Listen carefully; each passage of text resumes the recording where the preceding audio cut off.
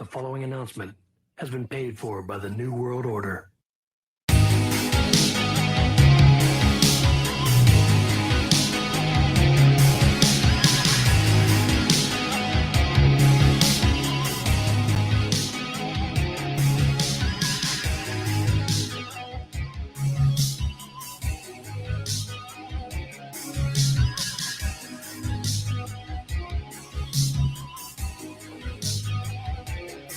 Take 3 Wrestling Podcast.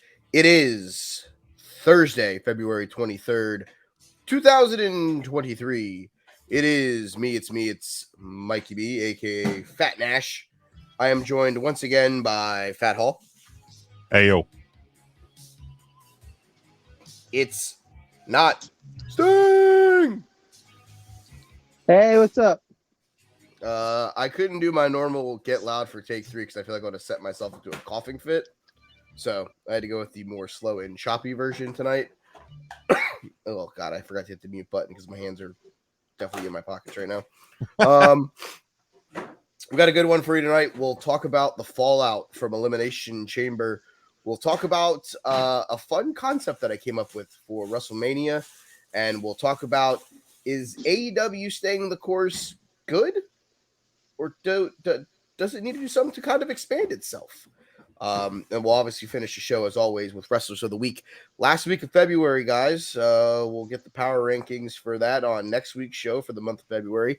I'll get you guys the list probably tomorrow on my drive up to Orlando for my wedding anniversary, which is this coming up Sunday. Happy anniversary. How many years? 7. Very nice. Yep, 7 So how years. many does it feel like? 47. I There you go. always say that. Like this year. Well, like the one year I was like, I said, because this year will be 12 for us. Okay. A couple of years ago, I was like, I think it was probably when we hit 10. So 2 years ago, I was like, wow, it's 10 years. It doesn't feel like it's been that long. She's like, yeah, I know. And I'm like, it feels like so many more. I But- will say, I've always been a supporter of the idea that you should have to renew marriage licenses, just like driver's licenses. So like once every 8 years or maybe 5 years, like some sort of significant amount of time, but then you get to sit down and decide, like, are we renewing this license? Are we continuing to be married? Or are we going our separate ways? And then there's no divorce or anything because, like, your contract ended. So you don't have to pay lawyers, but, you know, you have a chance to review. You want to turn the marriage game into NFL free agency? I mean, Look, like, But listen, does the husband and or wife get a 1-year franchise tag? I feel like that's fair, and I feel like if the guy down the block is willing to trade you like 3 virgins and his dog because he thinks your wife is hot, like I think you consider it, right? That's how the Buccaneers got Tom Brady. I was almost on board with the concept, Joe, until you said about like, what was it? The three virgins and a dog. 3 virgins and a dog. That sounds like a good trade to me. I mean, I suppose it depends on your wife, but like, could you imagine tweet coming in from Adam Schefter? Billy Robinson has traded his wife and his next 3 wives to the Franklin household for Rebecca and 2 consensual 7th round draft picks and a golden doodle named Scruffy. Look, here's the deal. Like, I'm 37 years old. I've been married to my wife for almost 12 years. I'm too old to figure out the combination for 3 brand new locks. That's all I'm saying. Like, I know the combination to unlock the door in my house. I don't need 3 brand new locks to try to unlock. I'm too old for that shit, Joe. I will tell you, as the only person on this show who is still in the dating pool at the age of 40, like, it's not cute. I don't recommend it. Don't join the dating pool. I was gonna say you might want to get the button ready because I have no idea where this was going. it's not a good fun look, honestly. You get to like sometimes I go into first dates and I'm just like, yo, so like if we enjoy each other's company, like you're just gonna move in, right? Like we'll just cut to the chase. Like you cook dinner. What the hell like, is even that? Yeah, He's not wrong. That's a whole other a whole other podcast right there. But I kind of get what you're saying though, because like, you know, the old joke, and I know I'm fairly certain intern Mark has said it on 3CT. I will be willing to put all of the money in my pocket that he has. Is why is a divorce attorney so expensive? Because they're worth it. So like if you get to the point you need that, like yeah, it's expensive, right?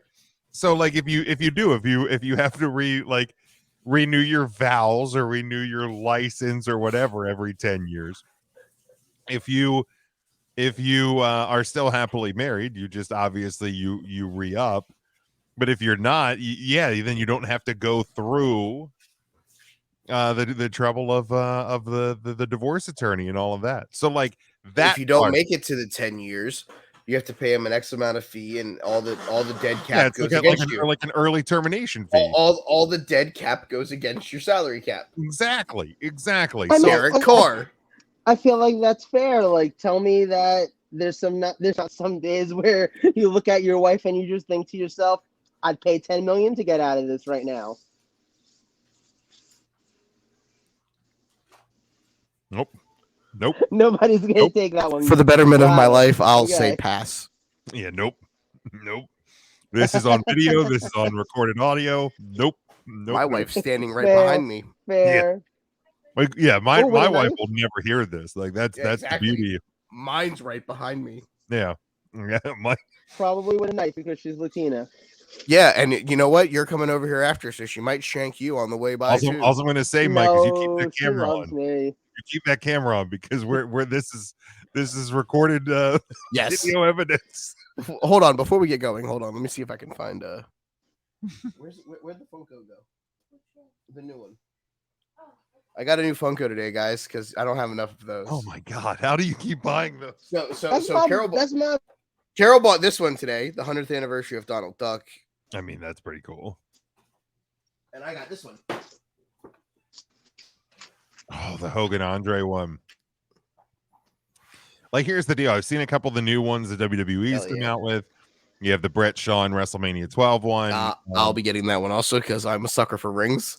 Like, I see these and I'm like, man, that's really cool. I should probably buy it. And then I'm like sitting here going, I have most of my Funko, pretty much all of them. The only ones I have out are, I think there's the Alexa Bliss with the doll, and the Roman Reigns one, the tribal chief one with when he's holding the belt, because I bought those since I started my job. So like I have those out and displayed in my office.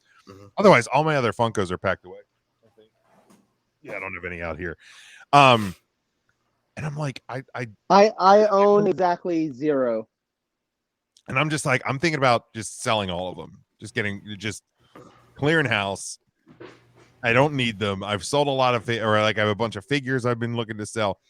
I just need to find the quickest, easiest way just to depart with these things.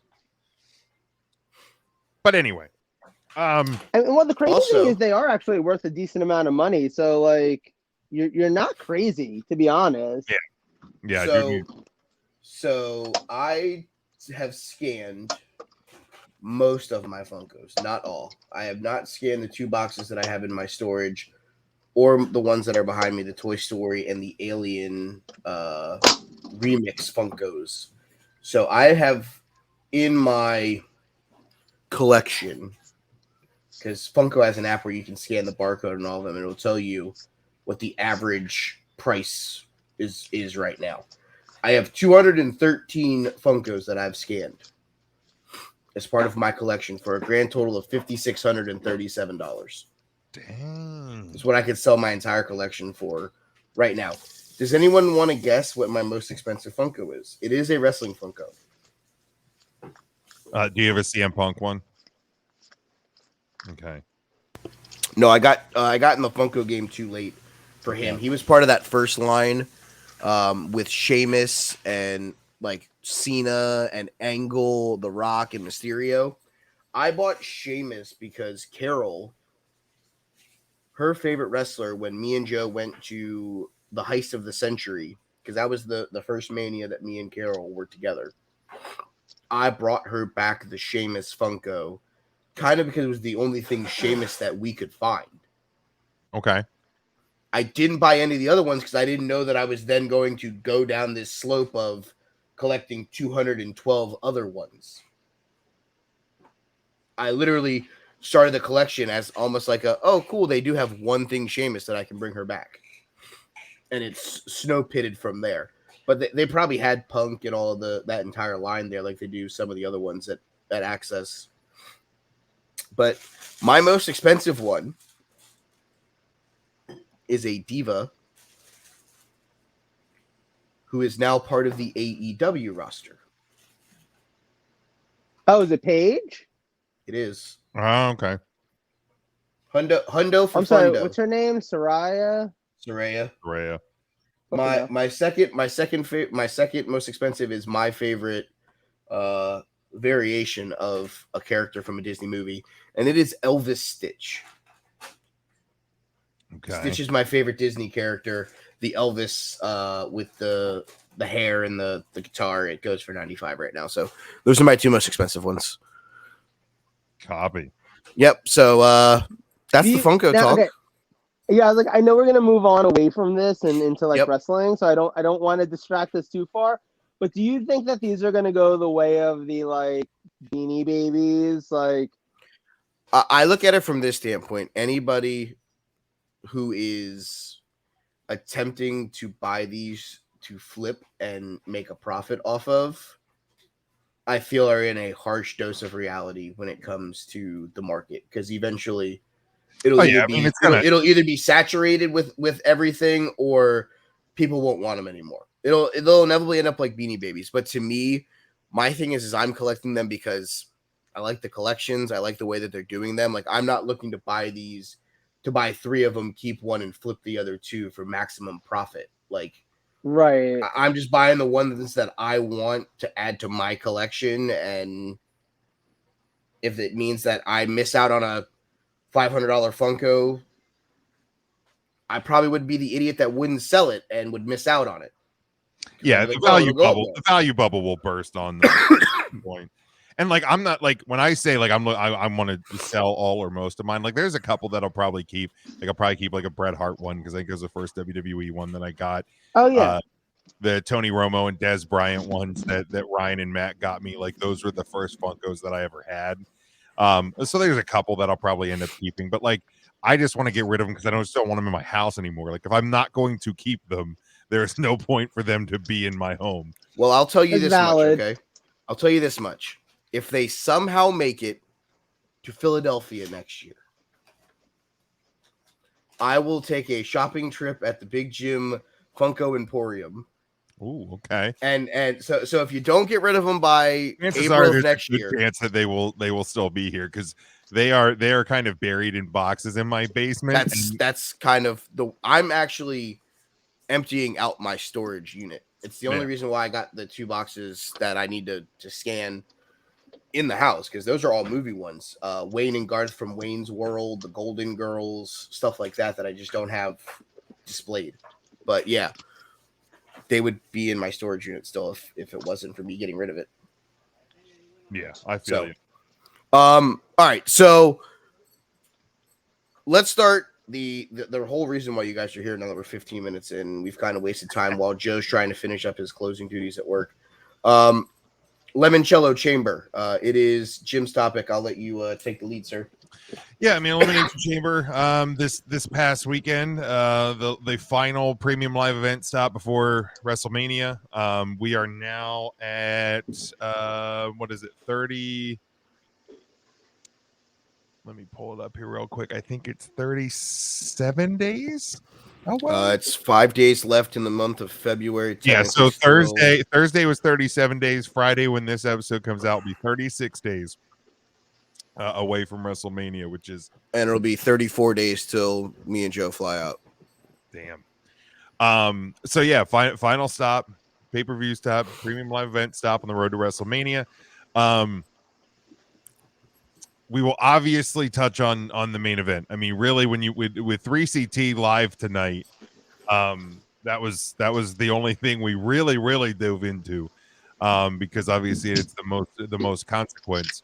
But I'll kind of levy it to you guys first before we talk about the main event. Is there a match, a moment, a MVP of the night, anything particular outside of Sammy versus Roman that you guys think is of note and that you wanted to touch on? The one thing I'll say, and I wouldn't go as far as to call her an MVP of the night, but definitely one of the MVPs of her Elimination Chamber match. And I specifically want to go out of my way to say this because I think I've personally been very tough on her, especially on our show. She's very openly been not one of my favorite wrestlers in 2022. And frankly, after her performance at the Royal Rumble this year, where she was, I think, either number 1 or 2 and, went all the way to the end and didn't win, but put on a hell of a performance. That closing sequence in that Rumble was fantastic. And then she comes in and she's number 1 in the Elimination Chamber and again kind of runs the distance and is one of the glue sticks that kind of holds the match together, and that's Liv Morgan. I if there's an early nominee for most improved wrestler of the year so far, I mean, she's got my vote. Like I said, like last year, she was in so many matches that I just thought were so bad, and I thought her performances were really bad. And then this year, it's like she's legit an MVP of the year right now. Like I kind of can't wait to see what she's gonna do. I hope she gets a spot on Mania, honestly.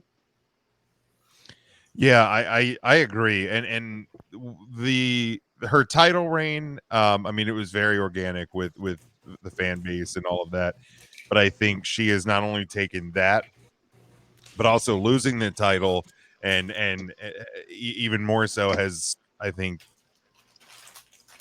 taken that as a opportunity to better herself in the ring, and with her character and all of that, and yeah, I think she has vastly improved even since her title reign. So Yeah, for sure. I'm right there. I still blame Ronda Rousey for all those shit matches. Yeah, I mean, here's like wrestlers like Liv. At that point, you need to have the right dance partner. And here's the thing: I know some people will complain about Natty being in all of these matches, all of these big matches, but there's a reason. Like Natty is a ring general. That is the reason why Natty typically starts these matches or Money in the Bank matches, because she is a veteran. She is one of the best women wrestlers I think of all time. She is that good.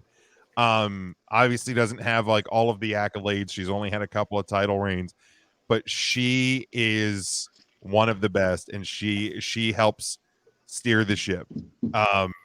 So when yeah, you look at her, I mean, she's kind of a spoke in the women's division. She's someone that you can lean on. The men's division has those guys, and in the U.S. title match, it was guys like Priest and Gargano. Natty made her main roster debut on 2008. 2008. So this year will be 15 years that she has been in the WWE on the main roster.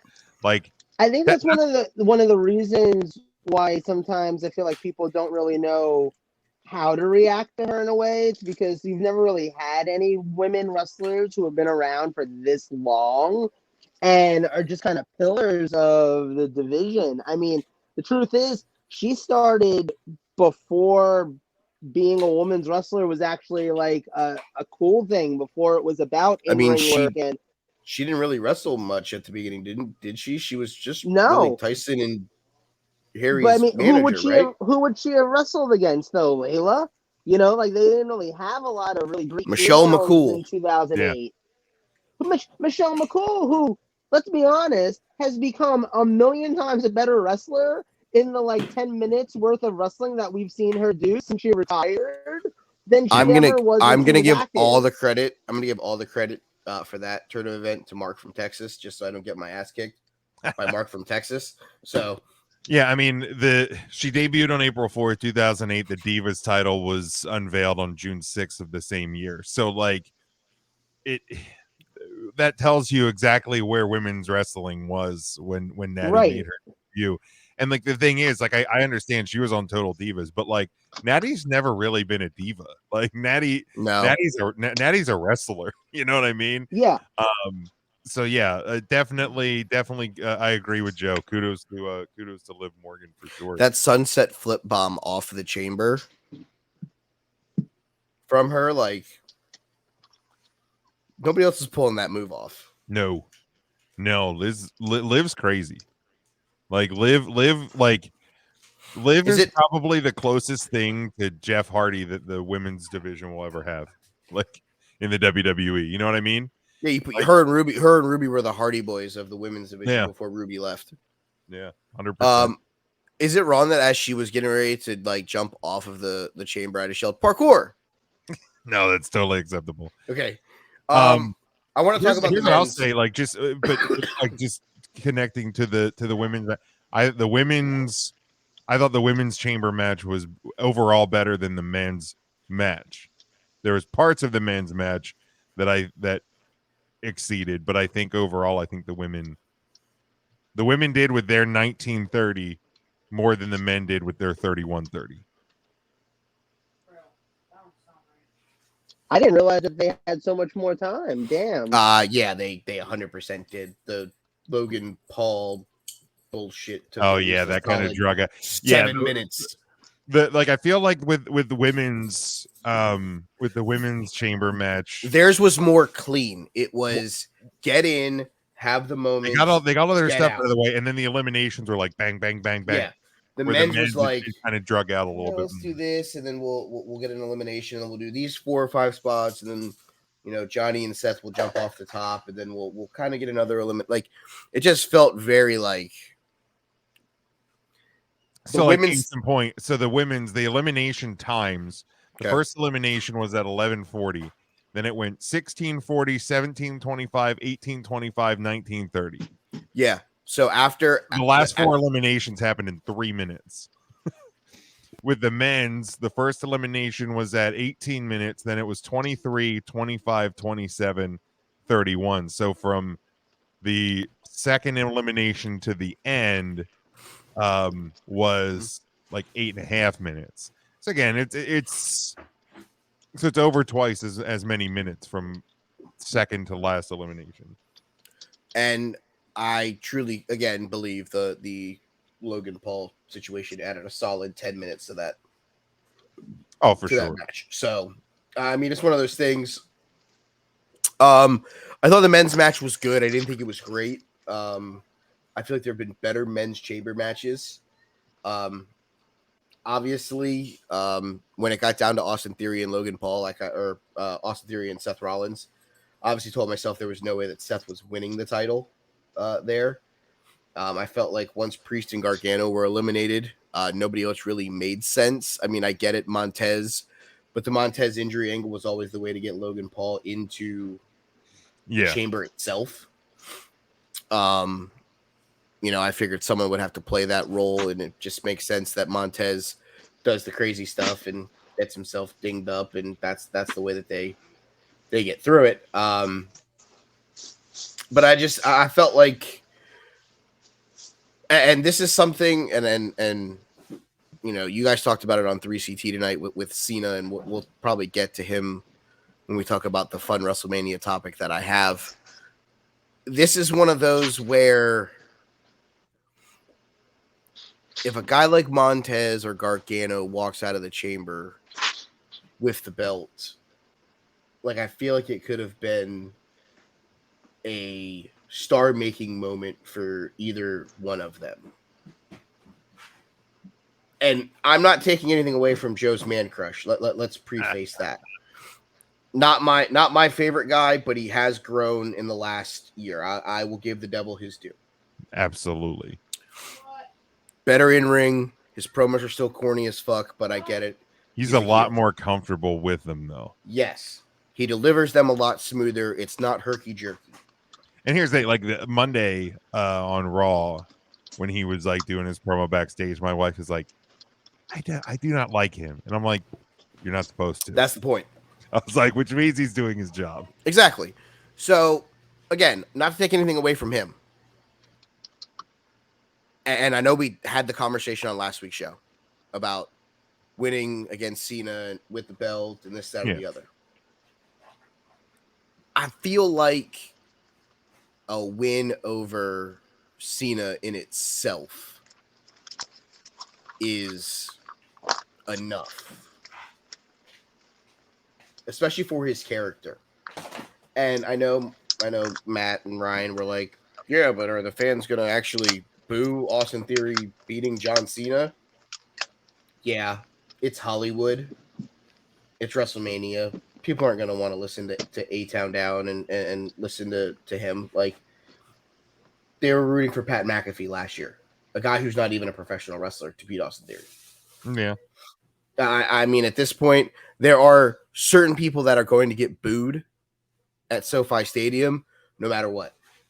See Reigns, Roman, and see Theory, Austin, and probably see Jimmy Uso, Jimmy.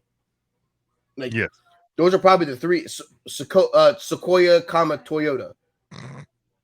The four of them are probably the only guys that are guaranteed to get booed at SoFi right now. Like, if gun to my head, like I think Gunther gets cheers even though he's a heel champion. Yeah, he'll get cheers. Yeah, there's some people that will get cheers and that's what I'm saying. But the overwhelming Ray versus Dom will get booed. Correct. The overwhelming reaction for people will be mixed reactions. The only ones that I see consistently getting boos are the four guys that I mentioned. So it's one of those where him getting booed, like him beating Cena, like I don't necessarily know like that the title had to be involved. You had an opportunity here to get a guy like Gargano or Montez that step, you know, and maybe they're just not ready for the Montez Ford experiment. Here's the thing about Montez. Montez had his star-making moment even without winning the title. Correct. I think everybody looked at that and went, because I think part of, you know, what they did with Montez is what they've done with other people in chamber matches or Money in the Bank matches over time. Is you put a tag team guy in a match like that to test to see if they're going to work as a single. See Kingston, Kofi. Right, exactly. And the point was proven that he will, like, Montez will be a single star sooner than later. I agree. So, like, I tweeted it while I'm watching the match, and I went, everyone start preparing yourself for the end of the Street Profits. And I'm not even necessarily saying that one has to turn on the other, because I don't think that has to be the case. Like, you don't have to do the barbershop window. Like, split them up in the draft. Yeah, split them up in the draft. Or even, like, honestly, like, I don't understand why they've never really done this before. Where, like, so right now you have Drew and Sheamus that are like, hey, we could probably work together really well as a tag team. So now we're a tag team. Why have they never had a tag team go, hey, you know what?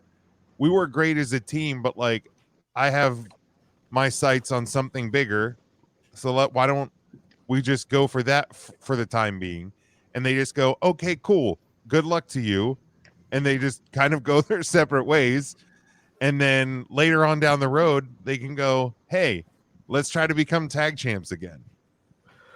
I agree. You know what I mean? Like it sounds so simple and silly, but they've never really done that before, have they? Like I can't think of any examples. I don't know that WWE has. I feel like it's possible that it happened elsewhere. Like I want to say it's definitely happened in Ring of Honor at some point. Yeah. I think maybe even with the Briscoe brothers, to be honest. Like I think when Jay first went off to fight for the world title the first time, that was kind of their thing where it was like, all right, well, like we've been tag team champions like 10 times. Let's see if we can do something different. Can I just comment to the Austin Theory talk that you guys were just having with the US title and everything? One of the things that I'd say is, and I think you guys pointed it out, Theory after Seth Rollins was probably the biggest star in that match. And, for all intents and purposes, they've done a great job of getting him to this place where he is one of the most disliked heels in the company, which, as you said, that's the goal. He's supposed to be disliked. He's supposed to be someone who you want to see lose. I don't think that he gets get off my TV heat. I think he gets genuine, I want to see this guy lose heat, which is something that Roman also gets. And honestly, like, it's interesting because usually when heels become so good at being heels, they often get to a point where they basically just become faces again and people start cheering for them and actually want to see them win. Roman hasn't done that. Roman still has people being like, nah, I want to see this guy lose. I want to see this guy get punched in the face. Same thing with Austin Theory, and I'm not saying that he's anywhere near the level of Roman, obviously, but he's definitely has that same aspect where you just want to see him lose. You want to see people beat him up, and it works. And I think the truth is, it was really cool to see those other guys in that Elimination Chamber match. It was really cool to see them get their moments. Like you said, Montez Ford looked like a star. Bronson Reed looked like a star. Johnny Gargano looked like a star. Like, nobody walked out of that match not better for it, honestly. That said, I kind of get the sense that there's a real chance that a lot of those guys might not even end up on the Mania card this year. And I know that's crazy when it's a 2-night event and you've got, in theory, room for like 16 matches, essentially, if not, more if you really wanted, or slightly less or whatever. But we're so close to it. And we still have 5 weeks, don't get me wrong.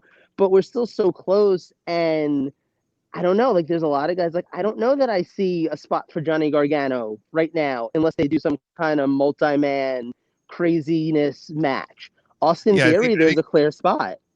Yeah, I think the only way some of these guys get on the card is if they decide to do the battle royals on the pre-show.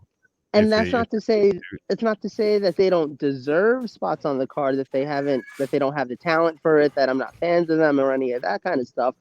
It's just being realistic. Like, there are only so many slots on that show.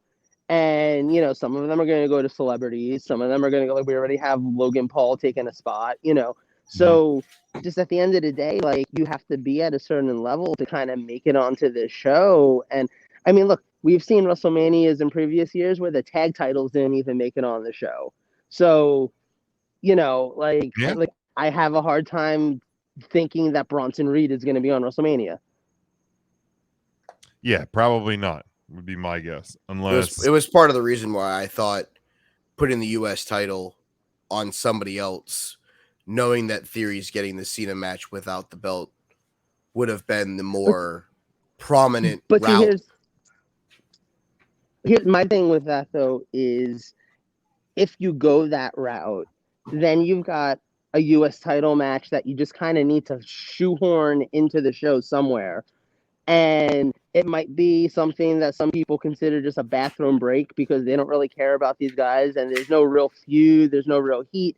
It's something that you just kind of thrown together to have a US title match and get some of these guys on the card.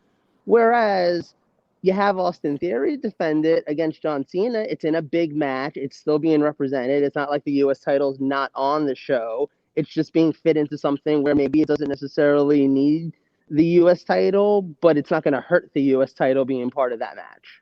We sat through a Nigerian fucking stomp the yard match for the IC title at WrestleMania in New York between Big E and fucking Apollo Crews. I'll sit through a multi-man US title match. Yeah, I think, and I know we had talked about months ago, like, should Roman Rock be for the title? Should it not be for the title? You're not going to get Dwayne Johnson in a wrestling ring without it being for the title, I don't think. Correct. Because there's too much at stake. I think you're in that category with John Cena now. Like, I know he did the tag match thing on the last SmackDown of the year, but like he did basically nothing in that match. He was literally there to like pop a rating. I don't think you're getting John Cena in a match without it being for some sort of like title. So I think maybe that plays into it a little bit more as well. Not that it's not it's not something that should or shouldn't happen. Because I don't necessarily dislike the idea of moving it to a Montez or Gargano, but I think it's more about how are you going to get John Cena on the Mania card? And I don't think you get him on there just for a match, just to put a guy over. Most likely. I guess let's talk about one of the other matches while Joe's walking over to the house so that he can be here for the entire main event. I said it on the show last week. You guys thought I was fucking crazy. Edge and Beth getting the win over Finn and Rhea. Because, you know, I said it on last week's show. Rhea doesn't have to win. Rhea just doesn't have to be involved in the fall. Like, she's as strong as she's going to be going into that match with a win or a loss. Like nobody is looking at the tail of the tape between Charlotte Flair and Rhea Ripley and going, guys, I just don't know. Rhea's on a 1-match losing streak. She lost at fucking Elimination Chamber. Like your storyline more is how far has Rhea Ripley come since the last time they've met? Yeah. Is Rhea Ripley, does she now have the killer instinct that she didn't have at WrestleMania Pandemic? Like, we're not sitting here going, and I'm going to use the football analogy here. We're not sitting here looking at the report and going, man, I just don't know if Cincinnati can do it. You know, Joe Burrow had an appendectomy. You know, it's one of those things where, yeah, Joe Burrow had an appendectomy, but, you know, his offensive line's better. Like, they got a better shot. Like, they've improved this, and this to give them a shot to win. Like, it's one of those things where I felt that Rhea, as long as she avoided being in the fall of the match, she would be fine. And I feel like there's nothing hurt from this. Edge getting the pin over Finn was the decision if you're having Edge and Beth Phoenix win. But like for me, it was more like I think the Judgment Day needs to look stronger. Like I feel like they've been going at a really good clip since the Edge split, and I think Rhea's basically become the leader of the group, which is fantastic. And they've kind of been going strong. So I just thought for me it wasn't that Edge and Beth shouldn't win. It was just more that Judgment Day should. That I get, but it was one of those where if your inevitable end game is Edge versus Damian Priest in some way, shape, or form at this show, Edge being on a 2-match losing streak against Finn Balor, what's the point? That's all. That's all I'm saying. That was my whole argument the whole time. Rhea Ripley would not be hurt by not being involved in the fall. Yeah. As long as she wasn't involved, as long as Beth Phoenix didn't pin her, we were fine. And, you know, that was the result that they decided to go with. So, fine with that. Fine with the way that ended. What was the other match on the show? I don't even remember. Rock and Bobby, the double DQ. Oh, the DQ. Come on, let's go, man. The Bobby Lashley got kicked in the ding ding. Yeah. Which, Bobby, I mean, like, look, this match I thought was always going to end in a no contest. Me and you both said that when we predicted the. You know, I know, Dave. I never get anything wrong. Meltzer reported today that Shocker. that the WWE is planning on Lesnar, Omos, and Bobby versus Bray at Mania. But I first off, for maybe the first time in his career, Dave Meltzer's getting bad intel. But also, like, I think that, you know, I don't see any way that we're not getting Brock versus Bobby. Like, I think like that is the end goal, that is the end game, that is the end battle of this feud and this story, and I think that's where we're headed. Like, so to get there, you had to end this match in a DQ or a no contest of some kind. Yeah. Getting the microphone position because Joe just got here. So all good. Yeah, and I mean, let's talk about the main event. I mean, certainly we're not going to go as long winded as we did on 3CT about it, but like, no, the microphone's in your way. Like, I love this main event. I thought it was executed. The whole weekend with Sami Zayn was executed to perfection. His segment on SmackDown on Friday, the Montreal crowd giving him his old music back. Roman coming out first for this match, so that you gave the crowd a chance to cheer and get Sammy's music played. The opening to the match, the wrestlers letting it breathe, Paul Heyman, Sammy's wife, the production of the match. Like, while Roman is circling Sammy, who's in the middle of the ring, like, they're doing full wide angle, like, pan shots of the arena. Like, just every bit of this was thought about. I think they knew what the crowd was going to give them because of what they gave them on Friday night. It was done to perfection. There was points where I actually thought Sami Zayn was going to win, which I don't know that there's a better near fall superstar in the history of this company than Roman Reigns. And yeah, the whole match was to perfection. I loved it. Yeah, I can agree with that. That's definitely, it was exactly what it needed to be.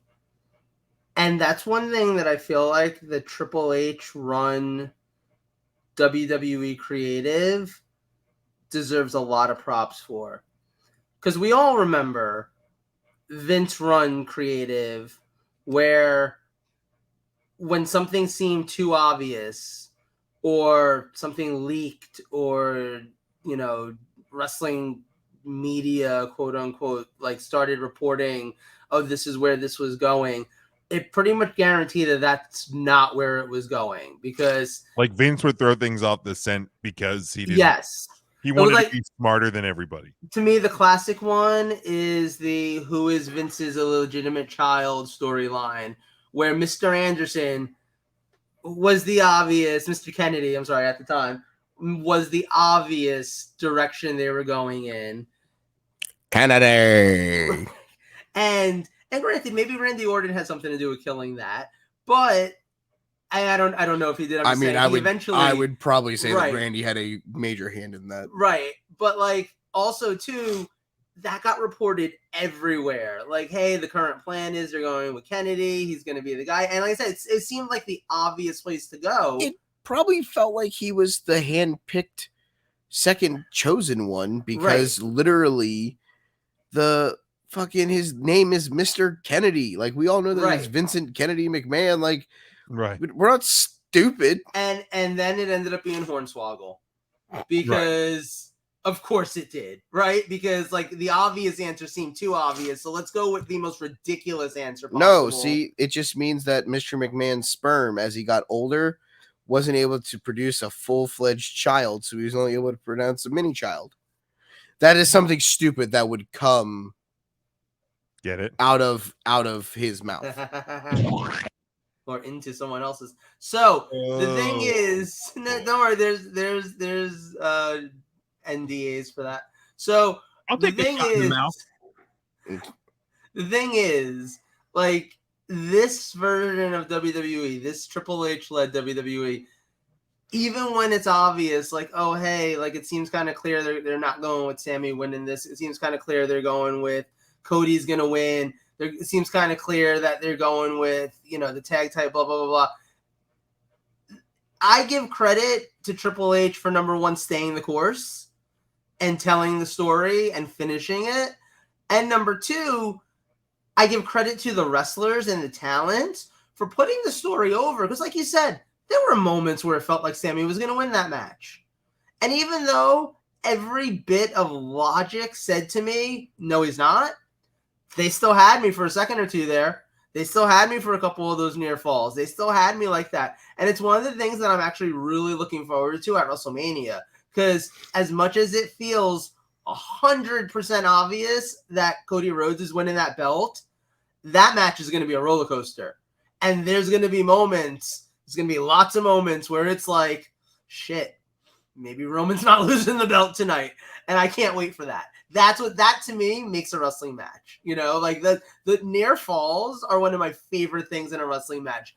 Counters, reversals, and near falls are some of my favorite things. That's why it's like, give me a main event New Japan match, or give me like a major WWE match these days, or even when AEW does it right, they do it right. Like, that is everything to me. And this match had so much of that. And I Cody and Roman is going to as well. I guarantee it. Yeah, for sure. Mike, any thoughts to the main event? I mean, I think now, like, looking at the fallout, because it's not just what we saw Sunday. It's Monday. I think we're transitioning to a story of it is Cody versus Roman. Like, Correct. I think people need to start coming to terms with the fact that Sami Zayn is not fighting for the undisputed Universal Championship at WrestleMania. He's not. That's not the story anymore. The story now, as presented to us on Monday, is Sami Zayn having to get Kevin Owens to trust him again, so they can go against the Usos at WrestleMania, or against the Bloodline, because we're still not totally sure where Jey Uso is at in all of this. Like, right. Because that's a complicated part. One of the interesting things about this current WrestleMania season is that we've still got 5 weeks to it. And the thing is, because I was just saying, this current WWE is very good at staying the course with storylines and stuff. It does feel a little bit to me like the next 5 weeks are going to be 5 weeks of how do we sort of complicate where we already know that we're going, but still get there without it being the most boring thing for the next 5 weeks.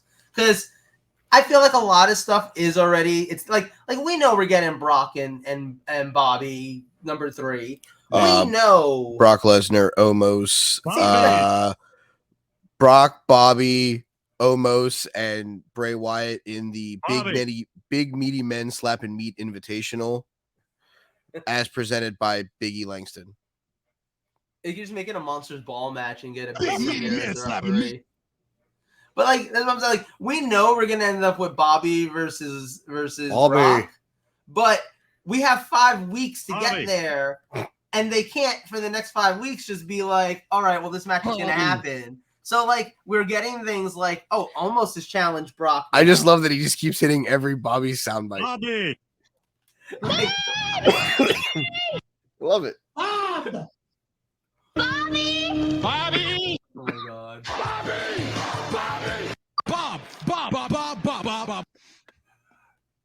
Yeah, sign me up for all the Bobs at this point, because I mean, at this point, Just give me all the Bobs. Just give me almost, Bobs. give me almost all the Bobs.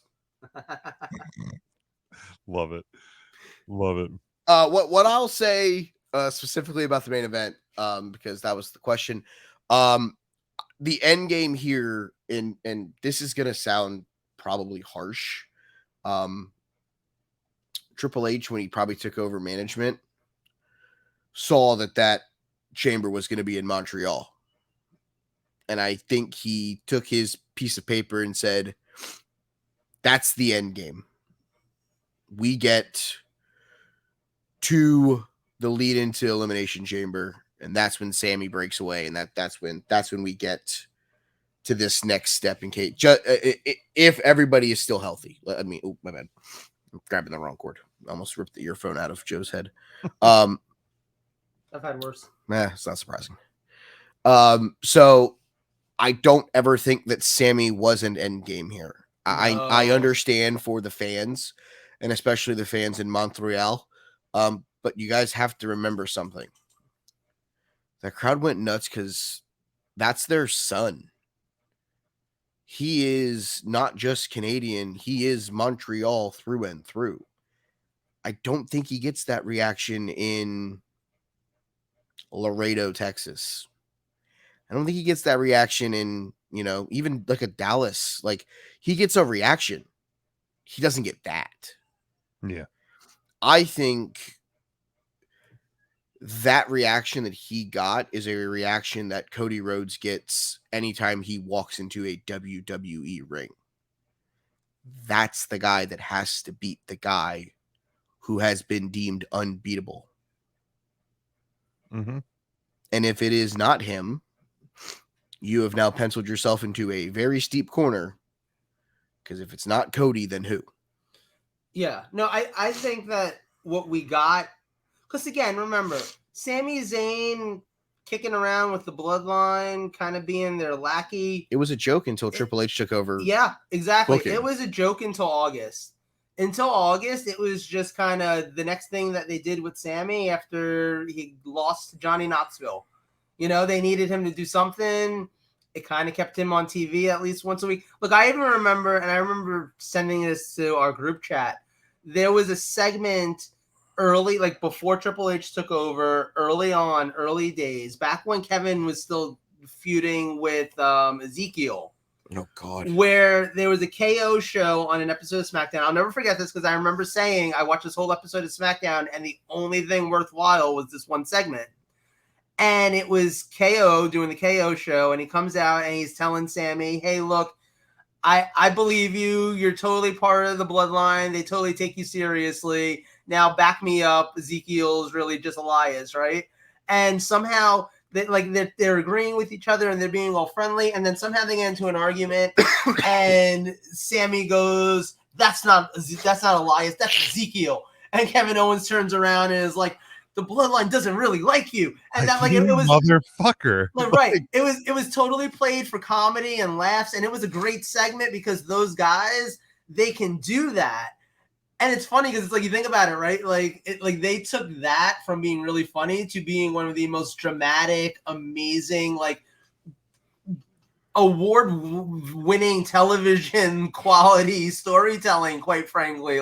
It'll never get that level of accolade, but shit, if this got nominated for an Emmy, I wouldn't be against it, but at the end of the day, it feels like I said, this was a joke. And under Vince's WWE, this probably would have been done back in September or October. This would have been, I don't even know. It would have never made it to Survivor Series. Absolutely. And I don't even know that Roman would have ever had a match with Sammy. I think that maybe on an episode of SmackDown, the way Riddle did. Let's look at it from this perspective. Vince doesn't leave. We don't get War Games. No, for sure. We don't get that moment. War Games! War Games! War Games! War Games! We don't get the entrant, the full-fledged entrant into the bloodline with the shirt. No, we don't get any of this stuff. We don't get the trial of Sami Zayn after the Rock decides that he can't wrestle at WrestleMania. Because that was the reason why that changed, guys. Just breaking news. This just then. And then you don't get. I will still stand on my belief. Yes, that he was never. That Rock was never going to be at this Mania. I said it because people started hypothesizing this before Mania last year, and I'm the only reason why I thought there was a marginal chance, and I'm talking slim, was because it was in Hollywood. Yeah, and that's what people started putting together, and I'm like, But I thought at most I'm like, 10, the last maybe time Dwayne really 15%. wrestled, dude, he got fucked up. He ain't doing it again. And that was 10 years ago. 10 years. That's a long time. No, for That's a sure. very long time. So at this point, adrenaline in my soul, something Cody Rhodes and Roman Reigns is obviously the way that this is ending. You guys talked about it on 3CT. I know Joe wasn't able to listen. You guys brought up, oh, well, what if Roman wins and it leads to, well, who beats him next? And then the conversation came, oh, well, Rocky in Philadelphia. I'm just going to say this real quick, okay? And I know that a lot of the members of the 3CT family will be in attendance with us in Philadelphia next year. You remember where Rock fucked himself up? New York. On a cold, rainy day in the middle of April, in the beginning of April. You really think he wants to do it in Philadelphia 1 year later against Roman Reigns? Not a chance. So your best bet to have this match was literally in a climate-controlled building in the middle of LA, where the next day he could go right back to Hollywood and nobody would care. Plus, let's be honest, there was already a really successful Rocky from Philadelphia, so like That's true. we Oh, already yeah. got that covered. Oh yeah, he would definitely get booed out of the building. Yeah, sorry, guy. It's like a chode. Yeah. It's like a green chode. I've eaten that licorice for 65 minutes. You come in, the first thing you do is go, it's a chode. Me and fucking Jim have been sitting here the whole time. I've been eating this goddamn licorice and nobody has said a word. You're just like, look. You obviously haven't seen enough chodes. Or it's just fucking licorice. I have a question about testicles. But overall, I thought Elimination Chamber was a really good show this year. I have nothing else to really add on it. I'll agree. It was a great last stop on the road to WrestleMania. And yeah, we have 5 more weeks. Mm-hmm. 6 more SmackDowns, 5 more Raws. A partridge in a pear tree. That's right. Goddamn right. So I don't know if it makes sense to go into Mike's topic. We could sidebar into Joe's. I'll kind of levy it to you guys. Either way. It's up to you. Let's talk AEW because I want to actually come up with while you guys are pitching AEW, I want to come up with some things for the WrestleMania that are in my head right now. So Joe, it's your topic. Okay. I forget what podcast I was listening to. I want to say it was Eric Bischoff's podcast because this sounds about Super Brawl. Maybe because that's the one that he just put out, and I was listening to it today. That's the only reason why. Oh, if it came out today, then no. No, it didn't come out today. It was this week's. Oh, okay. Then maybe it was that one. But there was a podcast I listened to recently where they were kind of talking about AEW, and the idea of it came up where it's like, okay, they're not really growing. They're not really, they're not hitting 1 million viewers anymore, but they're like hovering close enough to it compared to like what? I think they hit 1 million yesterday. Okay. So there you go. But I truly believe it's because every time that Tony Khan goes major announcement, like 200,000 extra, and then it's like we're gonna have an extra show next week after our other show. Yeah, it was the reaction to the announcement, and I joked the only reason he was doing it was because last week, which they thought was going to be a huge show, did like 800,000. Right. So it was a reaction to it, and it worked for a week. But here's the thing, right? So those numbers are being pretty consistently like 800,000, 900,000. Sometimes you're hitting 1 million, not all the time. They don't release their pay-per-view numbers, I'm pretty sure. Shocker. So we don't have any idea where that is. Attendance kind of seems to be the same. Basically, AEW's kind of hit a place where they're going with the status quo. And some people look at that and say, what are you guys doing? Like, there's so much room for you to grow. You can be doing this. You can be doing that. You can be growing. But at the end of the day, if the network is happy with the ratings, and the company is happy with the business that they're doing. And look, Tony Khan's like a millionaire a dozen times over. He doesn't need this company to make a profit. He doesn't need to actually make money from this. This is, everyone always called TNA a vanity project for Jarrett or for Dixie Carter later on. They still needed to make money off of TNA. Half the reason why they're not still with TNA, why it's not still their vanity projects, is because it didn't make any money. It wasn't justifiable to exist at a certain point. For Tony Khan, it just being his fun chest of toys is always going to be justifiable enough for it to exist. He has that level of money. His family has that level of money. They've been invested in the Jacksonville Jaguars for so long. You can't tell me they're not willing to just keep something going that probably should have been killed like 10 years ago. So there's no fears of AEW going anywhere, frankly, as far as I can tell. Even if they were to lose their TV deal, even if something like that were to happen, I don't think AEW is ever going anywhere. The question is really, though, do they need to grow in order to like kind of stay relevant? Or is it okay if they just kind of go with the status quo since they've kind of found their niche and found, because the AEW fans who are really big fans are still really big fans. You know, the passionate ones that think that the Young Bucks and Kenny Omega can do no wrong still think that the Young Bucks and Kenny Omega can do no wrong. You may never lose those people. You might consistently have 800,000 people on a weekly basis for the next 10 years if you want, by just doing the same thing over and over again. And is that okay? Is it okay to be complacent at a certain point when you're a company? Or sure, because like, look, here's the thing too. They're never gonna be number one. No. There's no scenario where AEW becomes number one. This isn't the 90s where WWF was just a wrestling company that happened to be on TV, happened to be doing really well, but like could be taken on, especially if you had the money to do it. Nobody has the money to take on WWE anymore. Even Tony Khan and AEW don't actually have the money to go to the level of WWE, which is $1 billion company at this point. And I mean, here's the deal. Like, even in a world, like, let's pretend WWE gets sold and shit hits the fan and WWE ceases to exist.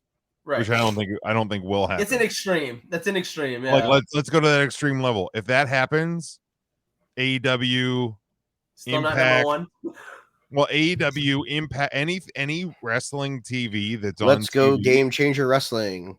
it goes away. Like, wrestling as we know it is gone. The reason AEW can fly is because WWE walks. Yeah. Like, and people don't want to admit that, but like the reason that AEW can get a TV deal is because WWE has a TV deal and has had one for 50 years. Yep. Like it's AEW can't exist without WWE. WWE can exist without AEW. But yeah. Right. Mike, did you have a point? Forbes says that the buy rates for Full Gear, which is their last pay-per-view, was approximately 140,000. Okay. Which is on pace of what they did for All Out. So take those numbers with a grain of salt, because I think it's weird that two pay-per-views 2 months apart did the exact same amount of fucking buys. So, well, I mean, talk about then status quo right there, right? Like, you're literally not losing any fans, but you're not gaining any fans. Or Tony Khan's just lying about the number, which is also possible. Maybe he was counting baggies of Coke that he had. Sir, don't make jokes like that. Ariel Helwani made a joke like that, and people wanted to fucking send that guy to the fucking gallows. Yeah, careful. So WrestleNomics has I looked at it, but it doesn't have All Out or not All Out. It doesn't have Full Gear of last year. I saw a graph. Yeah. So just to put in comparison where they've been at, this is pay-per-view buys worldwide across all platforms. Note sales on traditional pay-per-view carriers take months to finalize. Late buys may change these numbers. This was through All Out. So they're starting with Double or Nothing. They did 98,000. All Out, the first one in 2019 did 88. Full Gear did 75,000. Revolution in 2020 did 90. Double or Nothing in 2020 did a 105. All Out in 2020 did 90. Full Gear in 2020 did 75. Revolution 2021, 135. Double or Nothing 2021 did 115. All Out in 2021. Guess when Phil showed up? 215,000 pay-per-view buys. Wow. Was that when Um, Phil showed up? Yeah, that was his. Would have been his first match, right? That would have been the Derby match. That sounds right. Yep. Full Gear 2021, 155. Yeah, they So put the you big show lost. in You they put the big lost. show in the co-main event, and they were like, "Fuck this, we're never buying another pay-per-view again." Yeah, they did. They dropped 60,000 buys from one Fuck to you, the other. QT Marshall. Revolution Big Show does not 2022, 175. Double or Nothing 2022, 165. Forbidden Door and All Out, and now reportedly Full Gear. We're somewhere in the area of 140, but those could change. Again, based on traditional carriers, which can take months. So even if Full Gear was available, we wouldn't have those numbers today. Anyhow, but the point is, they peaked at Punk. they peaked at Punk, and they've kind of stabilized. Yeah. So again, it goes back to Plateaued. your question. Yeah. And it's just gonna get lower and lower because the common fans that don't see CM Punk on the card anymore. But see, I don't know that it's gonna get lower because for the last year it stayed consistent. That's the thing. Like I don't think they're losing people. Yeah, but Punk, but I don't Punk They think lost- they're gaining people. They lost 80,000, 60,000 customers from Phil's first match to his second pay-per-view match. I would argue that they didn't keep 60,000 potential new customers because Punk was the thing that they got because the numbers pre-Punk are similar to the numbers after the Punk debut and have stayed consistent. Punk moved the needle. Nothing that they did nothing stuck. kept the needle moved. It didn't stick. Exactly. I would say that the show itself, though, Full Gear, like if you watch the leading up into that, that's Hangman versus Omega, probably one of their best storylines. Mm-hmm. Punk versus Eddie Kingston, a good storyline. Cody Rhodes and Pac versus Malachi Black and Andrade, probably was a good match. Christian Cage and Jurassic Express versus Adam Cole and the Young Bucks, probably a good match. So wait, so what it comes down to though is Daniel Bryan, Maybe- Bryan Danielson versus Miro. But so maybe the truth is there nothing they can do to kind of move up further? Like maybe I think that's where the point is. like And- maybe there really are only 800,000 people. That's it. Like maybe maybe there is nowhere else to grow. Like you get an extra 2,000 people or so. And I mean, I guess like look, I don't know like how many people are watching WWE on a weekly basis? Because obviously there is more of an audience out there in theory, although one could argue that the WWE audience isn't the same as a just pro wrestling audience in general. Not with the way AEW presents wrestling, because it's not the same thing. What was the buy rate for Revolution? He just said all of them. I don't remember. 170 Revolution was 175. yeah, 175. Yeah. Yeah, you want to know why? Because the best storyline that AEW has had culminated at that show. Maxwell Jacob Friedman versus CM Punk. Yeah. Maybe that's the problem. Tony Khan needs to do more goddamn storylines and stop trying to give people fucking super matches. So raw ratings so far in 2023 have averaged at 1.8 million. NXT has averaged 621,000 per week. SmackDown has averaged 2.3 million per week. So you're telling me In comparison, on average, Dynamite in 2023 has averaged 919,000. Rampage has averaged 460. I don't give a shit about Rampage. But You're telling me right now. Neither does AEW. Exactly. You're telling me that Chris Jericho, John Moxley, the Super Click, and all this talent that you've brought into AEW is averaging 300,000 more fans than everybody's favorite Muppet, Carmelo Hayes, Roxanne Perez, and literally Joe Gacy walking around like he's trying to excommunicate the the show agent that all over everybody again. that the internet tells you stinks. AEW is averaging 300,000 more. And Mike, I think you before I started reading those numbers off, I think you hit the nail on the head. Yeah, I was Because about to say. they don't tell stories. No. But here's my thing, okay? Or enough stories. And here's the thing that I think Mike actually hit on, though. It's actually the whole reason why I'm asking this question. Because Mike was just like, oh, look, they did better at their best storyline culminated at this, and they got bigger numbers. Maybe they need to tell more stories. Maybe they need to do that. Here's the thing, though. But do they? Because at the end of the day, doing the version where they don't tell these great stories and they just do these dream matches and you just kind of throw whatever out there and you know you're going to get a good in-ring product if you like this style of wrestling, is getting them consistently their 900,000 on average people watching Dynamite and their 160,000 pay-per-view buys and all that. If they're seeing those numbers and they're just like, yeah, that's good, we're happy, why shouldn't they just continue doing exactly what gets those numbers? Like, why do they need to do something to get the bigger numbers? Or is that just us looking at it from our perspective and being like, well, why wouldn't they want to do better numbers? Because at the end of the day, like I said, they don't. If they're succeeding at what they're doing, if their version of success is simply the network's happy with our ratings, the numbers that we're bringing in for the pay-per-views are enough to warrant doing pay-per-views. They don't care about merch sales, probably. They don't care about, a lot of that stuff. I mean, they're moving merch. Like I don't know what the numbers are, but they're moving merch. Right. So and the thing is, like they don't necessarily, but like I said, like at the end of the day, chances are they don't need to make a profit as a company. Chances are like that doesn't actually matter the way it matters for other companies and other things. So the idea of not just being like, look, we know we can get these 900,000 people every week. Let's just keep doing what we do so we don't lose those people, but we don't care if we gain more people. Like, is that wrong? Is that a wrong way to look at things if you're AEW? I'm going to say it's not a wrong way to look at it, but you have to look at it from this standpoint. Then if you're AEW, you're going to run out of super fights. You're going to run out of however many random people can fight Kenny Omega or can fight Jon Moxley.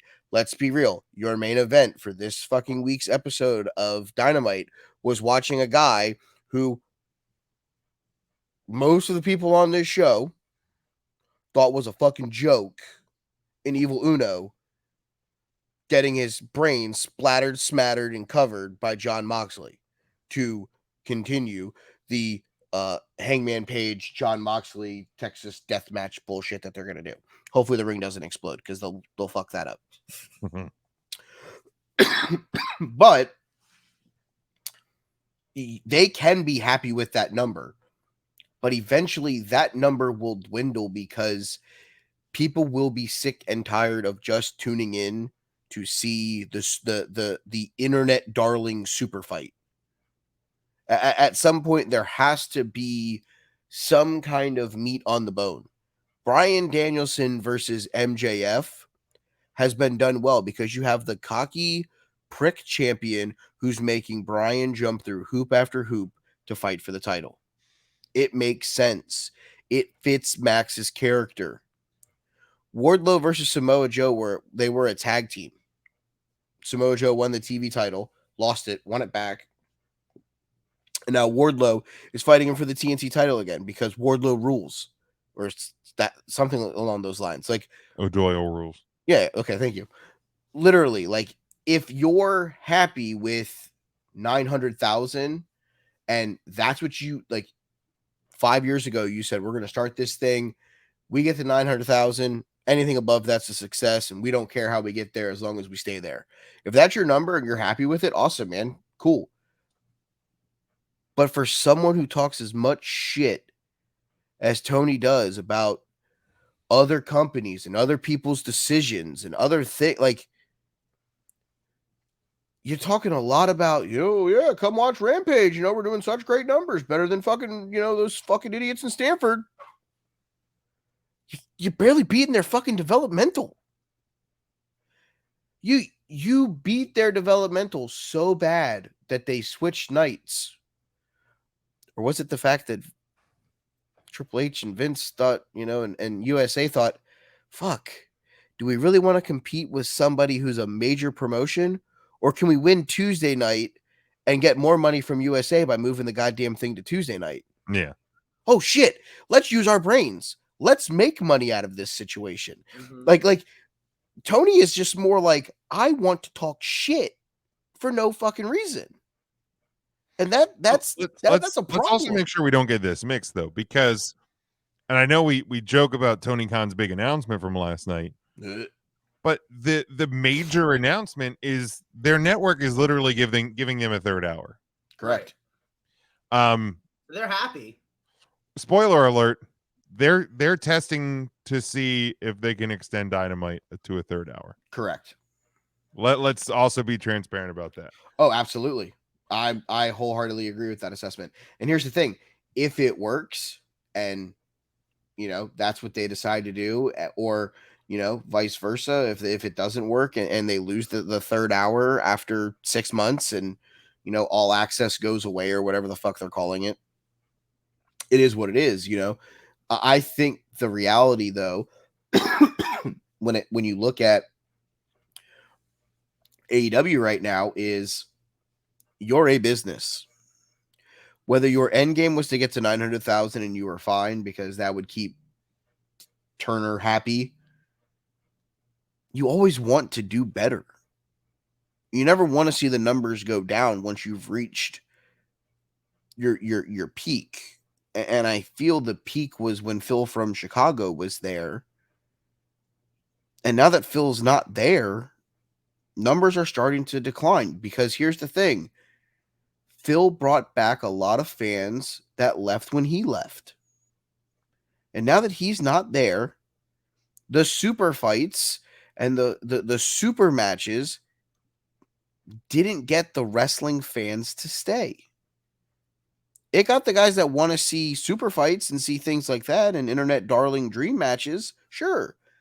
But it didn't hook the professional wrestling fan that would sit on their couch and watch, Nashville or Tennessee with the Jarrett family, or, Fritz Von Erich in Texas with the Freebirds jumping the Von Erichs and stuff like that.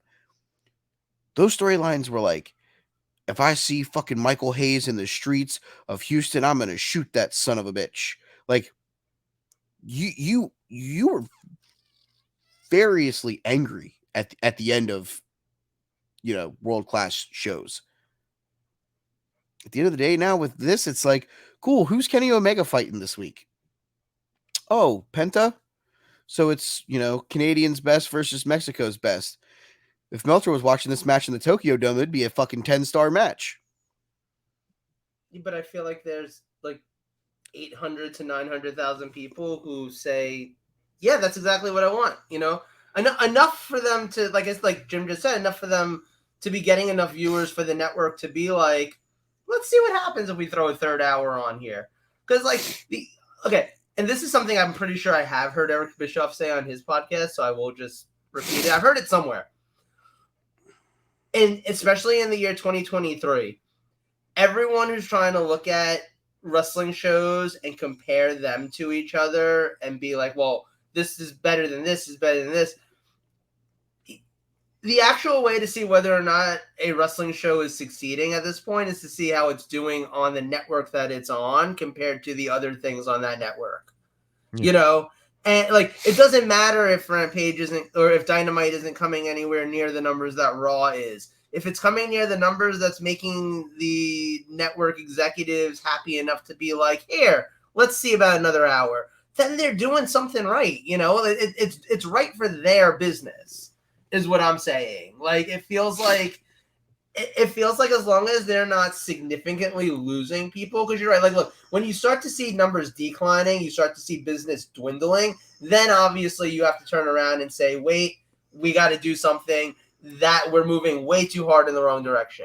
But if you're staying steady, and there's some people who believe either you're going up or you're going down. There is no steady. That is something that a lot of business people believe. That is something that a lot of people in general believe. But then there's some people, look, we all know the mom and pop store somewhere in our town, somewhere in our neighborhood, who has been in business for 50 years and has never made more than enough profit to stay in business. And they absolutely would never go anywhere until the day that they don't have a choice.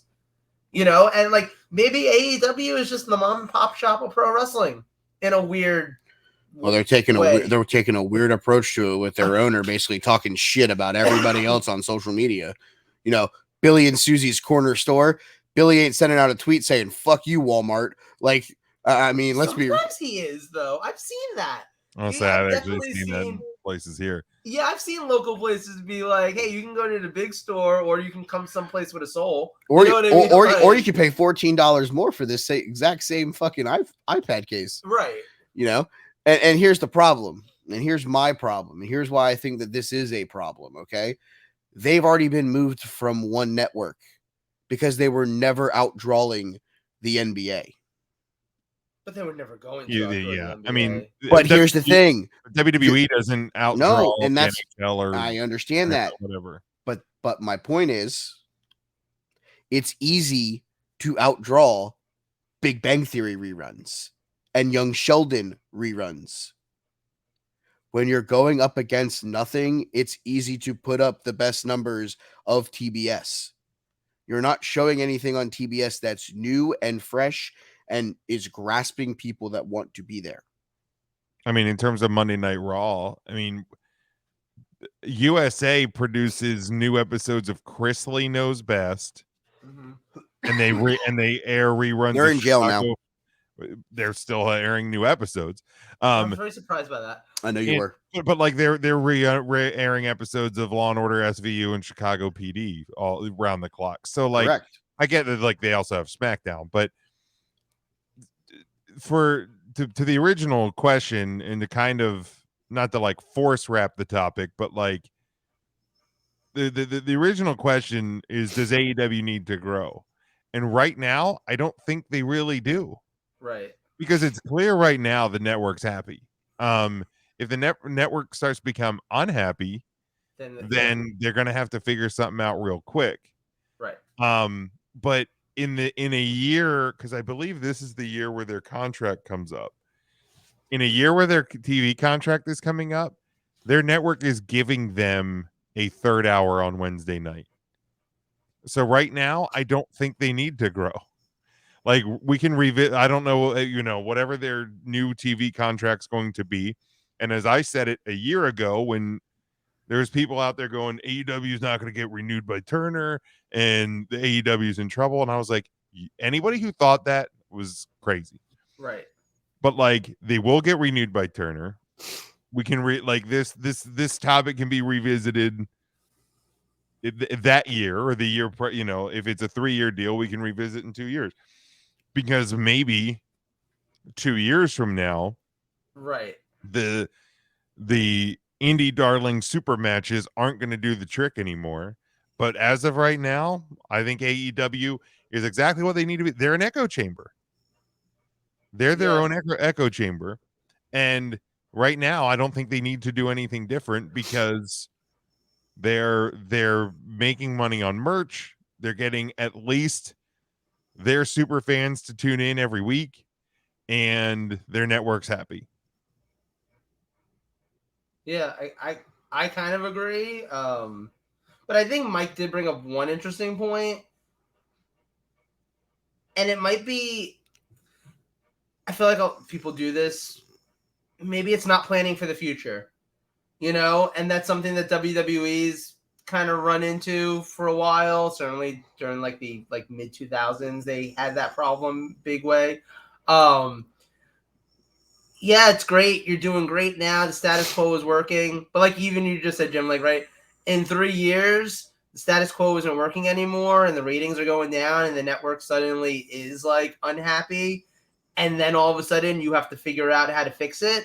And you got 6 months to fix it, and you've been doing the same thing for 5.5 years. Right. It's kind of hard to fix it in 6 months. So maybe if you had been thinking ahead from the start, I get. So the way I look at it is, does he have to change anything, or can you run status quo? You can. But running status quo means Turner can give you enough rope to hang yourself.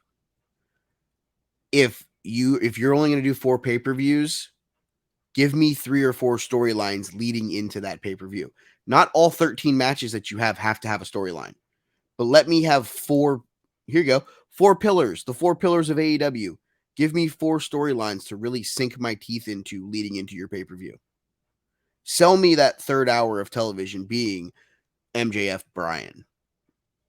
Let it be Kenny and the Bucks versus whoever. Let it be Mox and Paige. Let it be Jamie Hayter versus Saraya. Let those be the storylines. And use that 3rd hour to sell me those 4 matches. Because if you're selling me a pay-per-view on 4 matches and you're giving me 14 matches, I'm not going to be upset.